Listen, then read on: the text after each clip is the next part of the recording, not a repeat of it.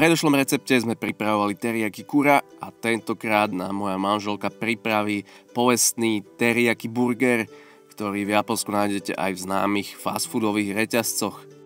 Začneme prípravou sósu: 4 polievkové lyžice sojovej omáčky, 4 lyžice mirinu, 2 polievkové lyžice cukru a zamiešame.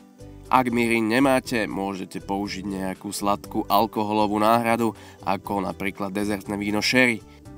Do mletého bravčového mäsa pridáme cibulku nakrájanú nadrobno, zmes osolíme a pridáme aj čierne korenie a muškatový orech.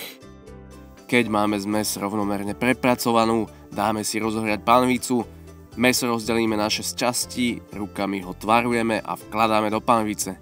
Japonci majú často radi, ak je mäso tenšie, ale my zase naopak. Je dobré, ak si to každý urobí podľa svojho gusta a tiež podľa veľkosti žemlí.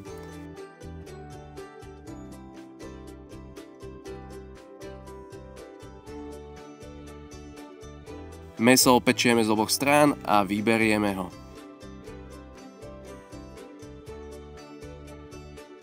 Do panvice pridáme náš sós, keď sa začne odparovať, vkladáme späť mäso.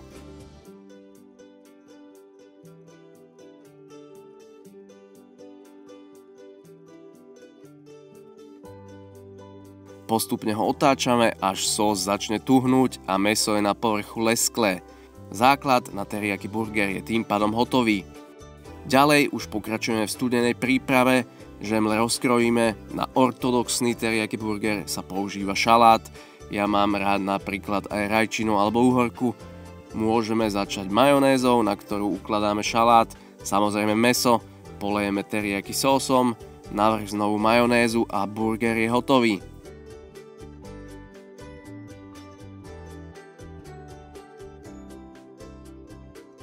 Spravíme si ešte aj inú verziu. Na žemlu namiesto majonézy môžeme použiť aj maslo, samozrejme šalát a mäso, majonéza, alebo ak ju nechceme, aby bol burger šťavnatý, pridáme viac teriyaki sósu. Na záver ešte rajčinu a cibulu a je to. Dúfam, že vám bude chutiť.